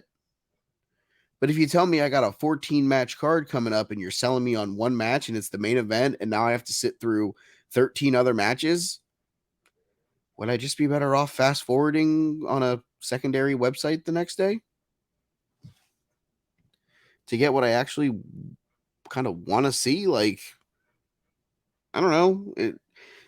Changing something so that it doesn't get stagnant, so that you don't potentially fail, is not a bad thing. Yeah, absolutely not. So And I we should mean, probably wrap this one up and move on to the next. yeah, one. I mean, Yeah, if you want to WWE, make a last point.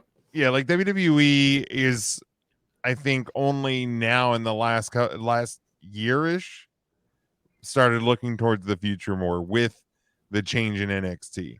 So it's a problem in the business as a whole. And it may come back to bite AEW, but right now, I think the status quo is fine for them right now. Yeah, fair. All right, you want to do the last topic? Yes.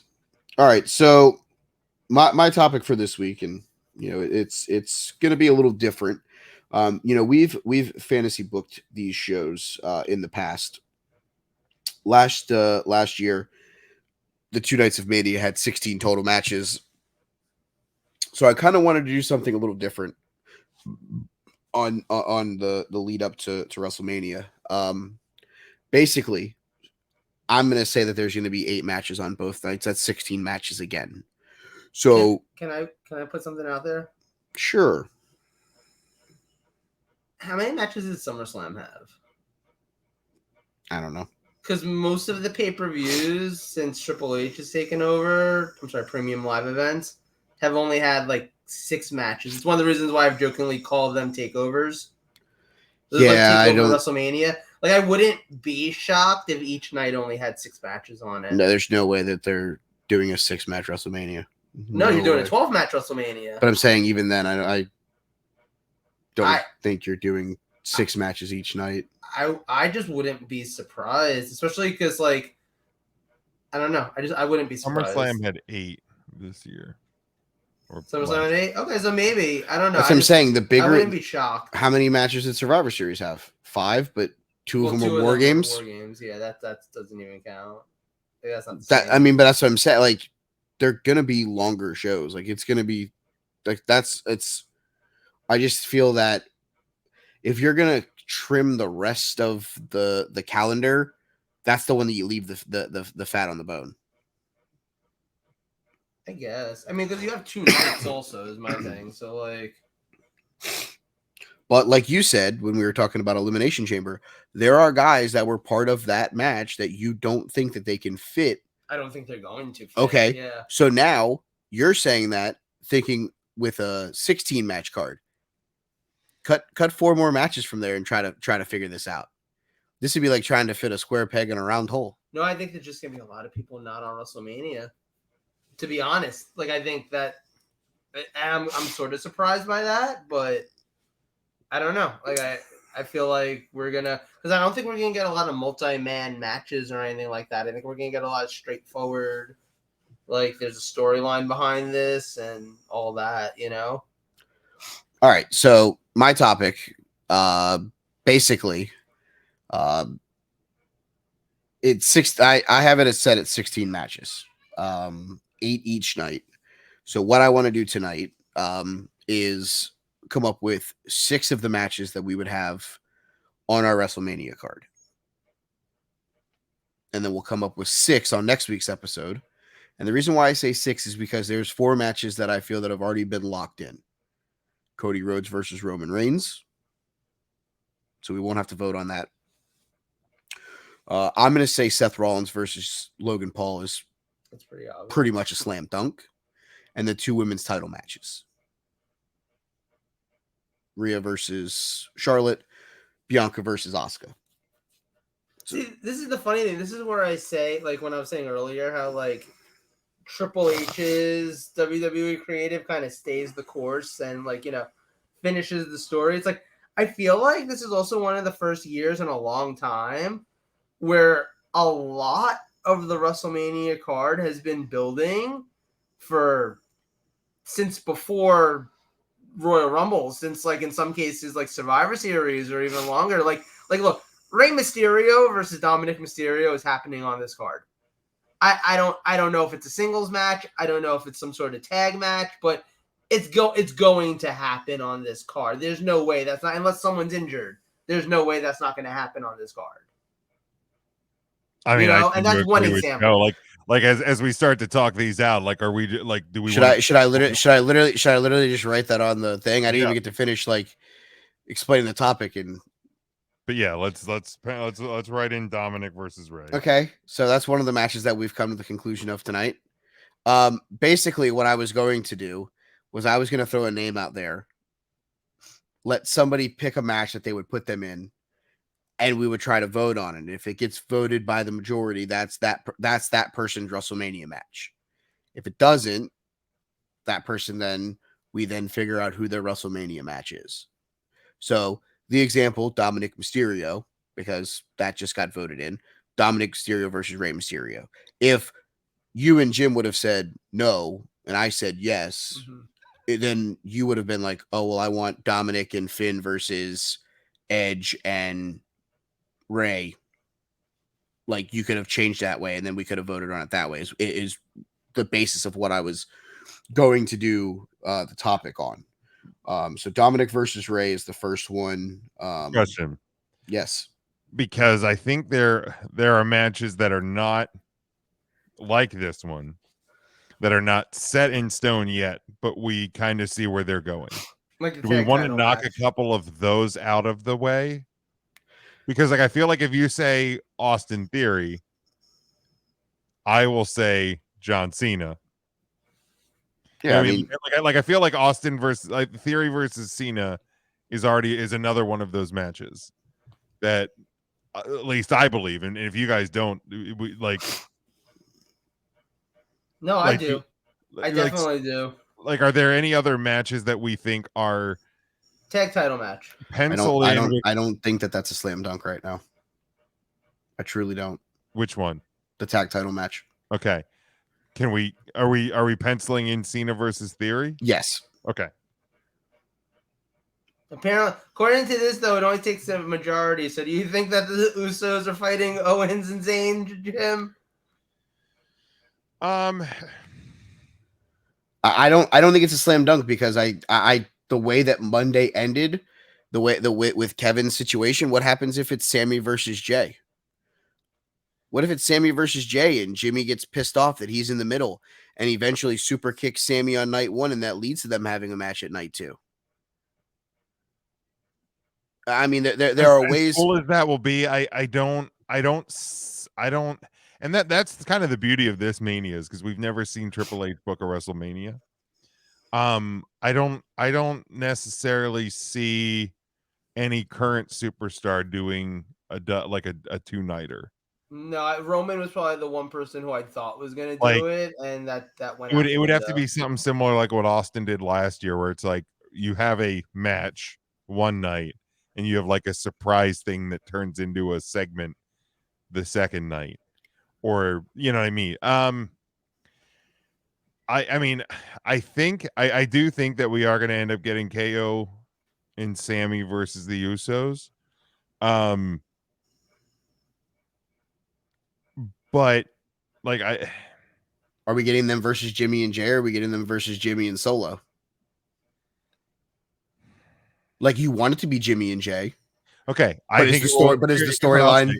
It will be KO and Sammy versus the Bloodline of either with the Freebird rule or the Demolition rule, defending two members of the Bloodline will be defending the undisputed tag team championships at So by that standpoint, you cannot put any of the three of them in any other match. I'm okay with that. I don't actually Yeah. see what Solo would do. I'm just saying He's because not involved in this. I don't know what he would be involved in anyway. Yeah, like I don't see Solo having a WrestleMania match. No, I agree. I agree with that. And I don't like if it would end up being like, let's say it's Solo and Jimmy defending the titles, I don't envision Jey Uso getting a match. I see him getting involved Right. in the tag title match and or Roman's match. Yeah. But No, I I think don't you're right. I think I wouldn't see him wrestling elsewhere personally. I think that the Bloodline is pretty stuck to these two matches. These are the two big things. I think they're going to be the two main events, personally, too. Yeah, I think the Could and Bloodline probably story should. is that's the Bloodline story right now, right? Like it's getting all this praise and all this love, and it deserves all of it. But like, it's like there's no other story that's a bigger story in WWE right now. Like even arguably the only other thing that may be bigger is the Cody Rhodes storyline, and it intersects with the Bloodline storyline. So, like, yeah, no, I don't see Solo or anyone getting a match outside of being involved in these two anyway. So I mean, that's just my opinion. okay, so we're writing down Bloodline versus Yeah, Team Montreal. I'm cool with that. Okay, well, does somebody else want to bring anything else to the table, or do we want to just pick a random wrestler and go? Because we've kind of hit a couple of slam dunks, and now we only have 3 matches left for this week's show. So I was kind of hoping to space out some of the slam dunks so that we wouldn't have to sit here next week on the show and try to literally like slam our heads against walls. But we got the easy ones out of the way early, boys. Well, but I think personally, if I'm building a card, I think you need to knock out the easy ones. Well, I mean, I just feel like those Because were slam dunks, whether we did it this week or next week. It wasn't like sitting on them for an extra 7 days was going to change that. You know, we think that it's going to be the Team Montreal versus Team Bloodline.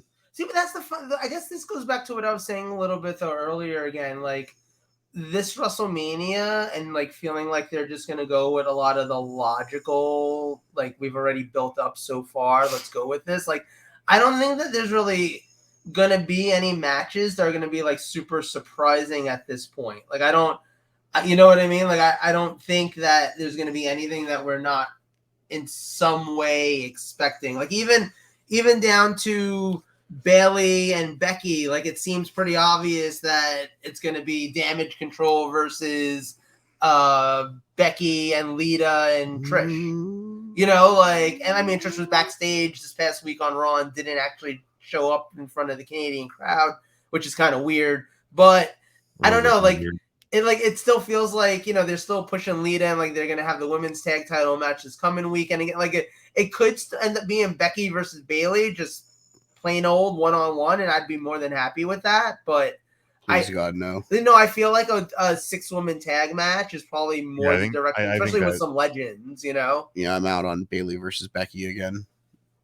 But I can see the 6-woman tag match being a thing.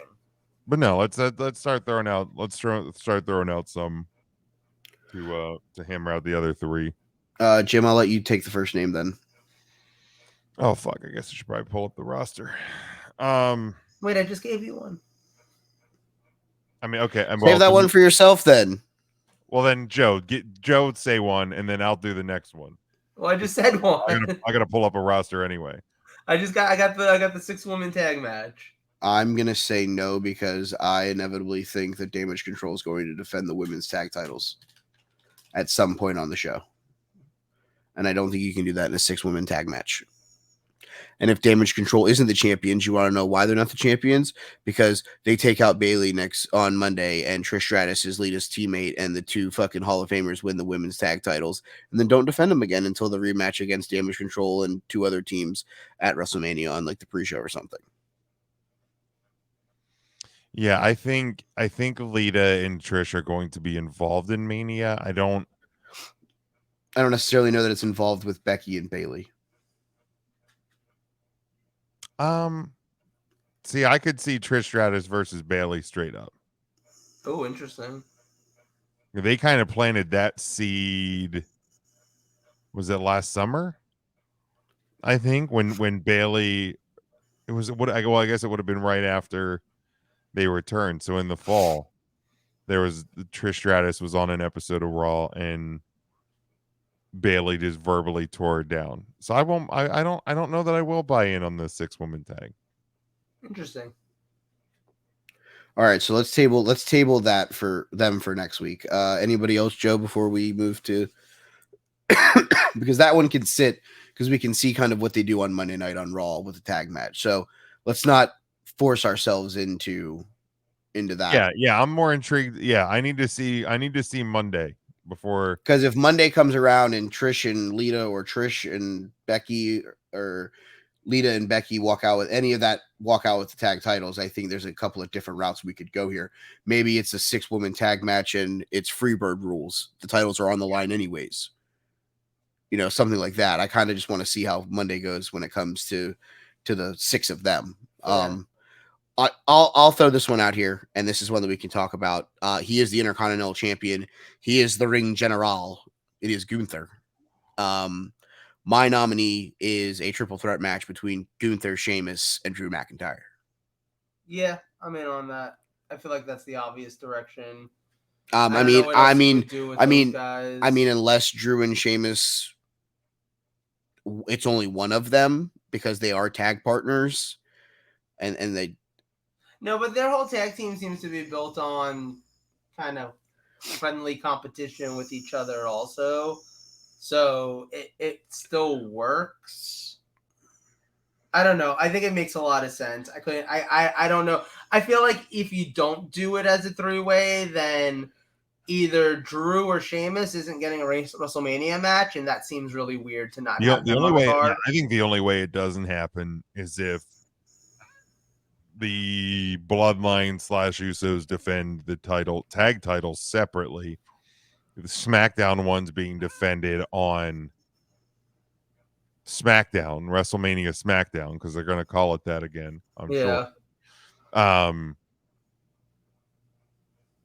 So, but I don't think they're going to do that. I don't see that happening. I'll agree. I'll agree with the triple threat.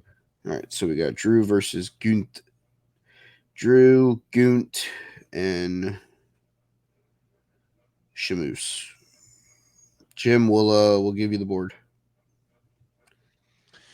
All right, give me. I just got to see who I think you would be facing. I don't know that there's anybody I necessarily buy in that he'd be facing.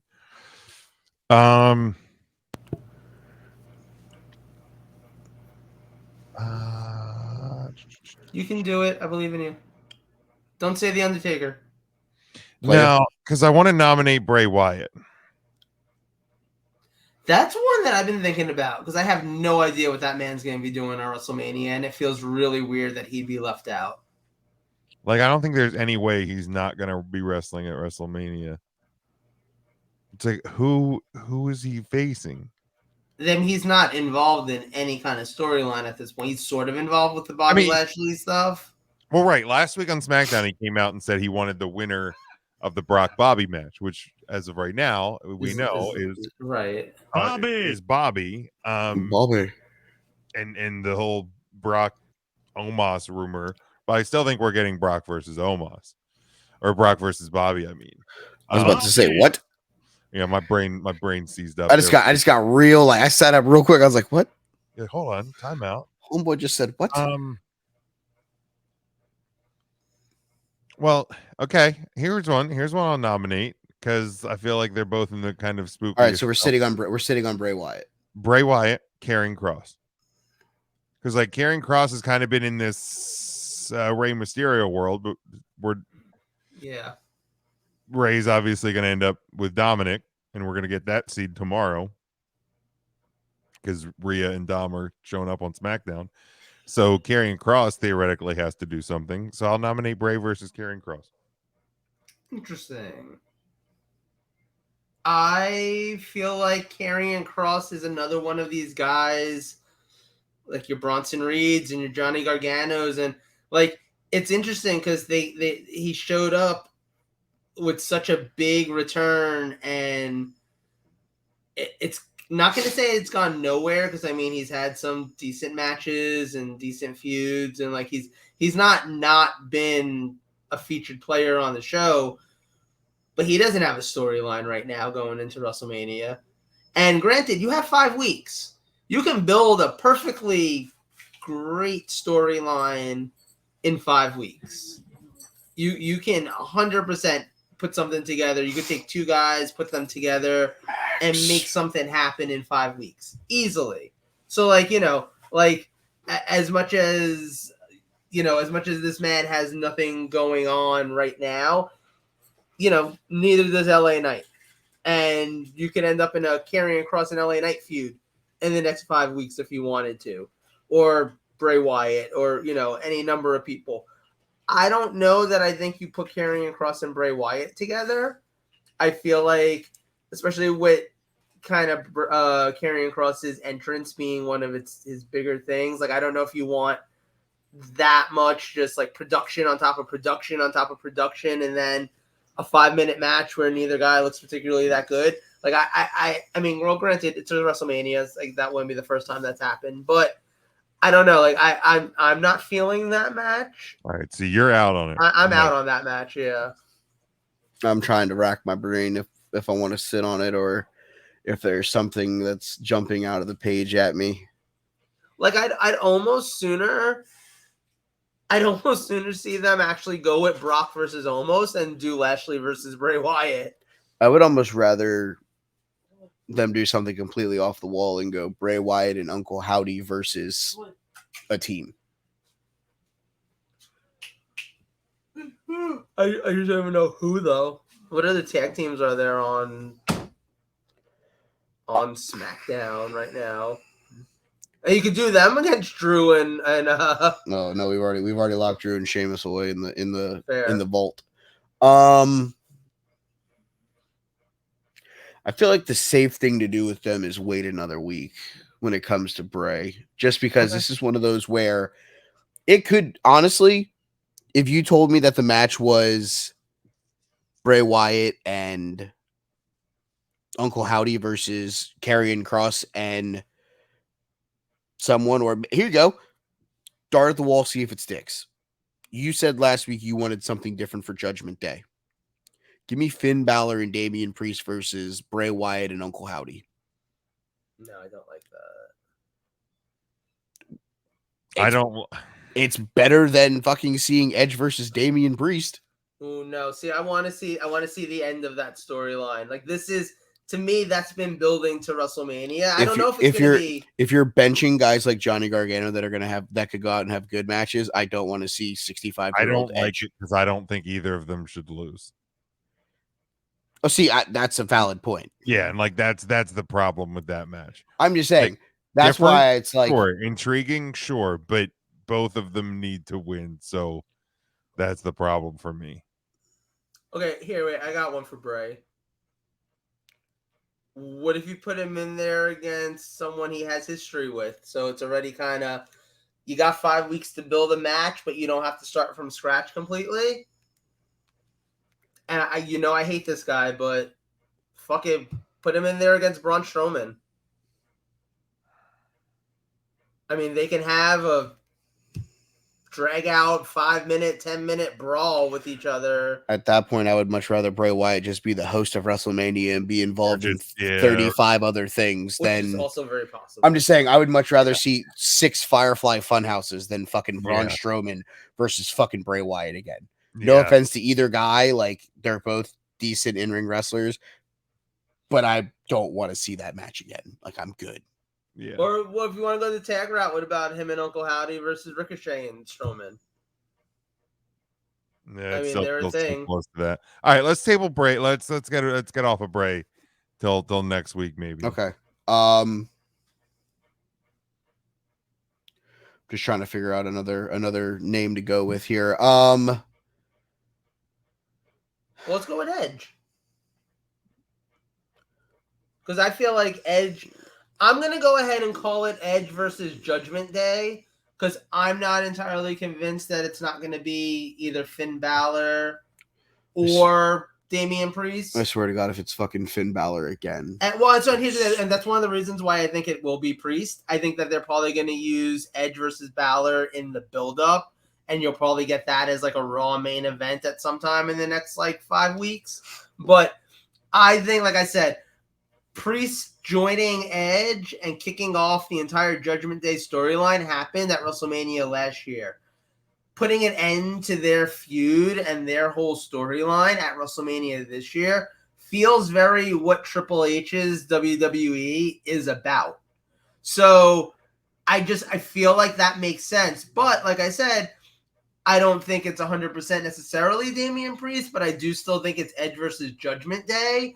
And to that end, I'd also go as far as to say if Priest or Balor isn't the guy fighting Edge, I think whichever guy isn't the guy fighting Edge is possibly not on the card in an actual match. Jim?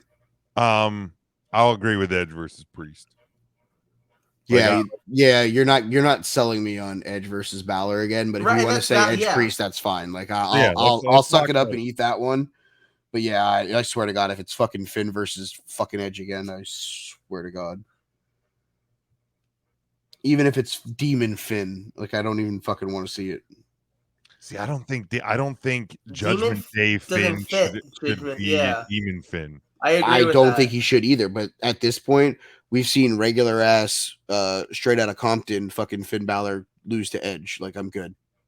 Oh yeah, no, I agree with you on that. But I'm just saying too, like I agree with Jim. I don't think that Demon Finn should be broken out as long as Finn is a member of Judgment Day. Period. Demon Finn shouldn't be broken out ever again because he got smashed and stacked and cubicled by fucking Roman Reigns the last time that he was Demon. Also valid, yeah. All right, last one for tonight's show, and then we'll get to wrestlers of the week. I'm gonna go ahead and I will nominate. Trying to think if there's someone that's, you know what, he hasn't been around. We'll see if we can get him on the WrestleMania show. Give me the old bro himself. Give me Riddle. I don't think Riddle's going to be on this show.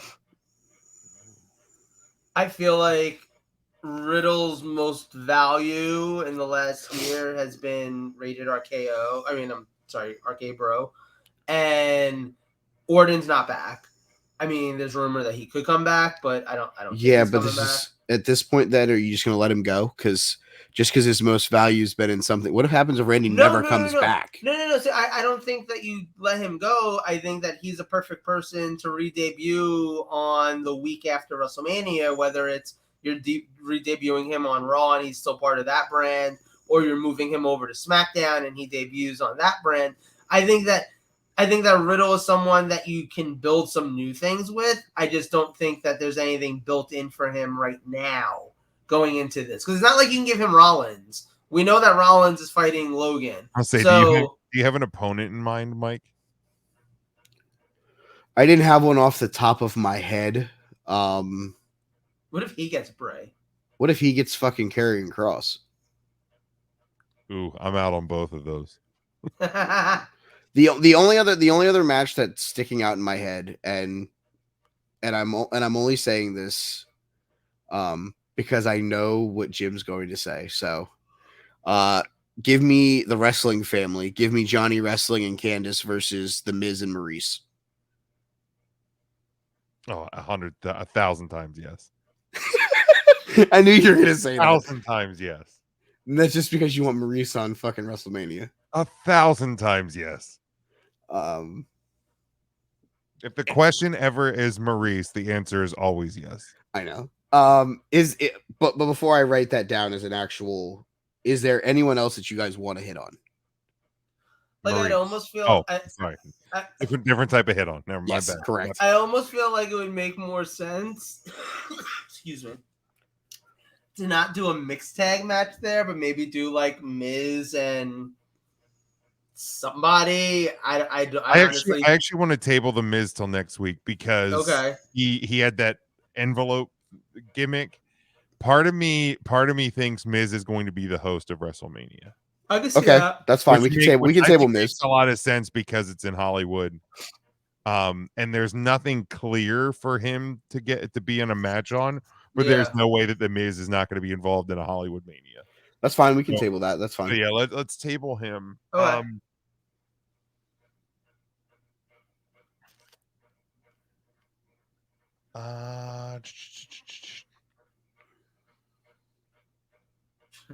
I'm just trying to think if there's anyone that just pops in my head that like I know is going to be on WrestleMania. Chelsea, I feel like Chelsea Green has to be on WrestleMania, right? But she could just be in a segment. Like I don't think that she's gonna wrestle. Like, are they going to keep doing this the Adam Pearce stuff all the way through Mania? Like the There's got to be a culmination to it at some point. I feel like a match at Mania. Who is somebody that they could bring out or bring in to like squash her in 10 seconds. Squash her, Raquel. Is there any like legends that they could bring in for that spot? Why would you want a legend though instead of like putting Raquel over someone who like could literally be fighting for your women's world title in the next like 6 months? Here you go. Returning Naomi. Chelsea Green gets a returning Naomi, and Naomi just squashes her. While I would not hate that, and even remotely, I don't see it. I don't know that I see Naomi coming back yet. Yeah, it's been fucking a year and a half. I don't know that I see Naomi coming Jesus. back. Then say you don't see she's coming back at all. Don't say fair. yet. Well, I mean, like that doesn't mean she won't come back in 10 years. Jeez. Like She'll come back in Vietnam 2.0. I'm gonna hold. I think Chelsea Green's someone we can come back to. My last nominee, and then if we have to table it and we have to come up with 7 next week, it's not the end of the world. Right. I'm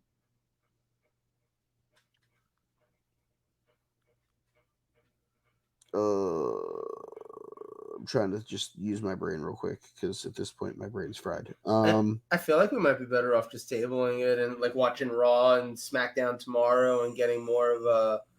Because honestly, look, there's 5 weeks basically left to this. There's 5 weeks in a SmackDown.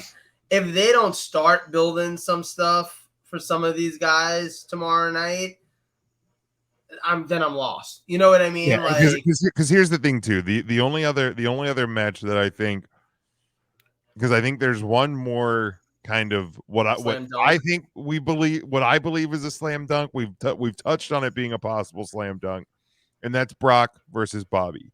Now, what I will say to this is if somehow fucking Dave fucking Meltzer actually got good intel and they aren't going that direction, I think we're going to find out the answer to that question tomorrow on Monday as well. Yeah. So why don't we stop it at the 5 we have here tonight? Be ready to lock in Brock 7 versus Bobby as the first one we get out of the way next week, and then that gives us the other 6 we need to do. Oh yeah, because after tomorrow night do we see another celebrity match? No. Because a name that I'm going to give you that I want you to table and I want you to sit on it. Pat McAfee versus Corey Graves. That I could see happening as well. So let's sit on it. We don't have to lock it in or anything to take up a match spot, but sit on that for next week and we'll just wrap it up. Yeah. And here's the thing too. If we start to see them going away from Brock versus Bobby, then I think we already know 2 more matches that will be on the card. Correct. So all right, cool. All right, Wrestlers of the Week, final week of the month of February. We'll have our super box score on next week's show. Jim, you had the first pick last week. I'll go first this week. I'll take the head of the table. Defending intergalactic championship. And not because titles matter, just because. Joseph? Austin Theory. Wow, I'm so surprised. I mean, He literally beat six different guys for his title this week. and he defended it again on Raw. So I would That's what I mean. I would say Logan Paul beat one of them, but whatever. Well, I mean, Jim? still can't. I will go with the new IWGP Women's Thank Champion, God you did it, because I wasn't. Mercedes Moné.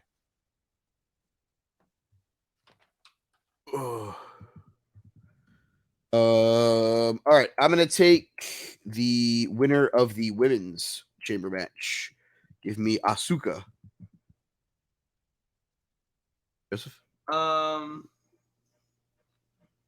Shit, fucking hell. I guess. Give me Bobby Lashley. Ugh. I don't know. He won. He won because he got kicked in the dick. It's still a win. Ugh. Goes down in the record books.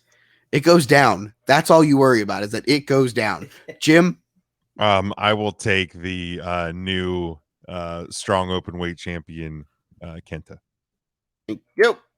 All right, so the wrestlers of the week: Roman Reigns, Asuka, Austin Theory, Bobby Lashley, Mercedes Moné, and Kenta. Again, we'll have the top 15 on next week's show as I twist Joe's arm to get me his rankings before Tuesday. In fact, I'm going to leave now and go start working on that. No, you're not, but okay. All right, bye. All right, so Jim, you want to plug anything on the way out? I mean, 3CT, as I do as each and every week. Live show, which becomes then a podcast on Thursday night. Tuesday podcast comes out. Follow us at 3 Count Thursday, Facebook, Twitter, Instagram, TikTok, 3countthursday.com. Huddle up. We're kind of in a break period at the moment because the live season has ended. We still have my 5 observations, the 5 for fighting. Matt dropped the pitch. EJ actually got an N1 in this week. So the network is still strong. We'll get to our off-season program sometime in March. But make sure you follow us at Huddle Up Podcast, Facebook, Twitter, Instagram, TikTok, and on all podcast platforms for everything I do. Discussions with a Nobody. I hope to get something recorded this weekend. So at DWAN Pod on Twitter and Facebook .com/discussions with a Nobody. All right. You can follow the show at Take the Number 3 Wrestling. You can follow me on that Twitter handle down at the bottom at They Call Me Burn, BERN. You can listen to me talk about South Florida baseball on Sunny Days and Double Plays, a Palm Beach baseball podcast. From Adam Lee to Zombie, a WWE ECW watch along with me and Joe. That's a fun one that we do. We got to get a couple more episodes in the can because I think we're almost caught up to where we stopped a couple weeks ago. So got to get back in the booth for that. I also did a cool video where I recorded the title game of our Central Division. I posted that on YouTube a little while ago. So listen to my sick ass do commentary on a post delay where I feel like I can't breathe out of my face. But we appreciate you guys hanging out with us. You can go over to the TeePublic store, tpublic.com/Take3 Wrestling Podcast. Got a couple shirt designs up there if you want to help support us. So it's for another episode for Jim and Joe. I appreciate you guys hanging out with us. We love you guys. We will see you next week for more Take 3 Wrestling.